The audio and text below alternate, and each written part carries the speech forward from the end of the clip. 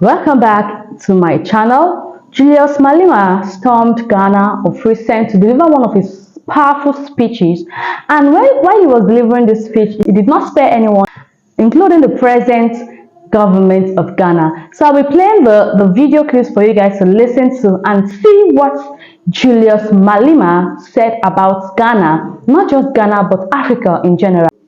Guys, watch this video for yourself. Not only developed connections amongst African state and liberation movements, Nkrumah developed connections with African American artists, writers, and all kinds of people who were found in diaspora.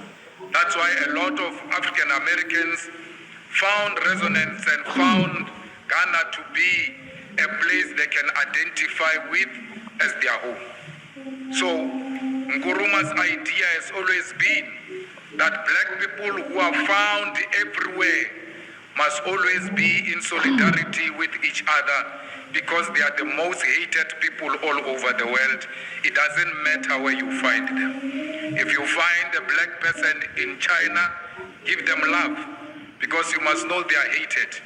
If you find a black person in the US or even in Russia, you must embrace one another irrespective of the countries you come from, because you are both hated.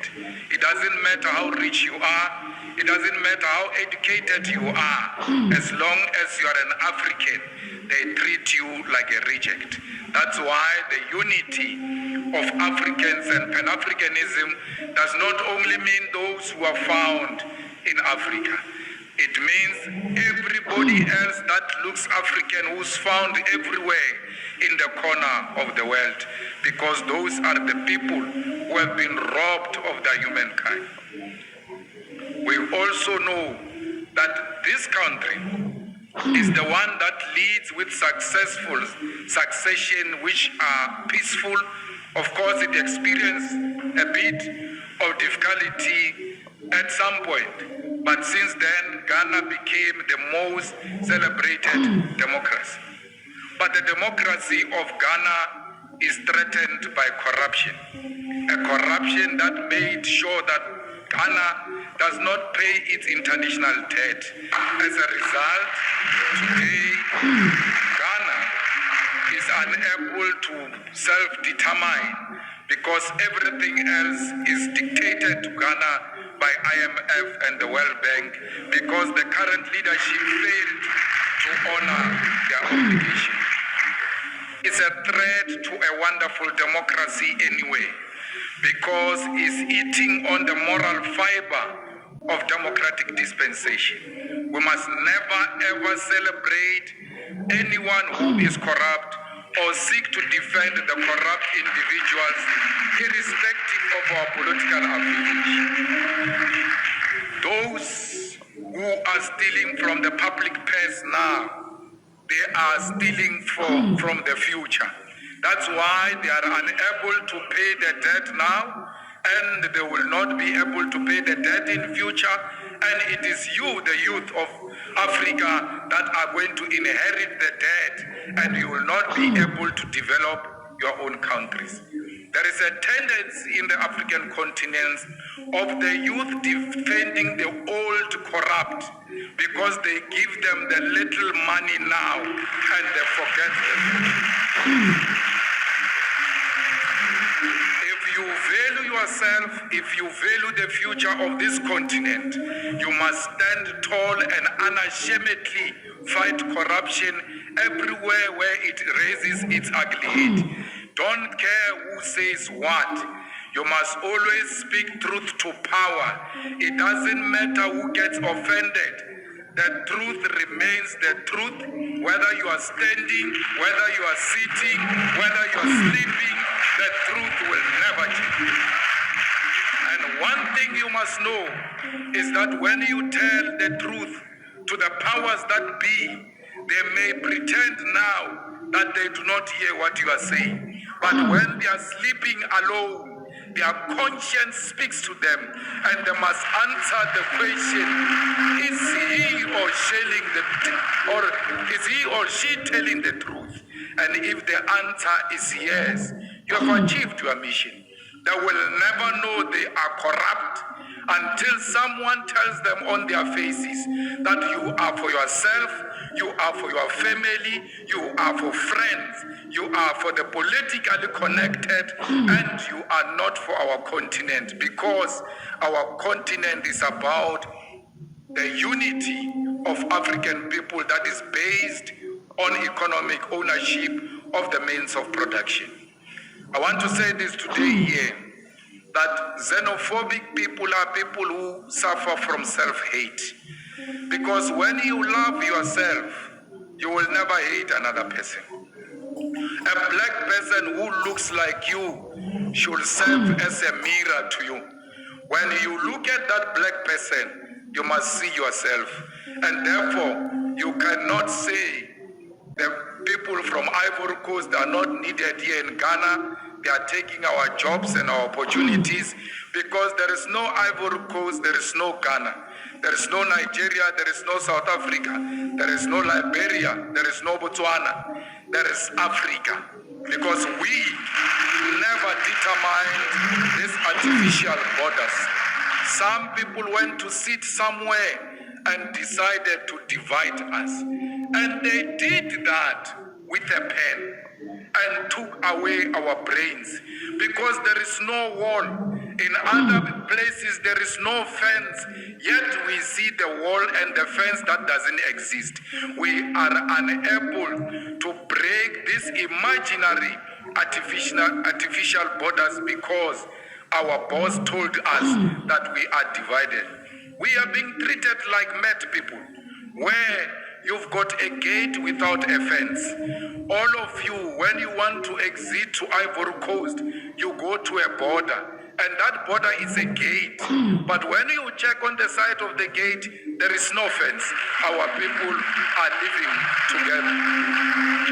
So Africa must stop behaving like a drunken master who goes through a gate in a yard that doesn't have a fence. It will never have a fence, because we are one thing. We marry into each other's communities and families. We go to each other's activities. We share cultures. And I know for sure that the people of Ghana dance to Amapiano. So why would they think that they are not South Africans, and why South Africans will think that they are not Ghanaians? It's only an imagination that was instilled in our heads by our colonial masters. We have to make sure that as a new generation, we do away with this. We, as a younger generation of Africa, we must not seek to get rid of the old in a disparate manner to a point where we destroy institutional memory. We must always make sure that the old coexist with the young, but the old must be prepared to pass the wisdom to the young ones. When the accused of wanting to be not steal our women or our men, they stole the land. They knew women and men will come with the land. That's why we need to start from where they started when they offended us. We need to take the land.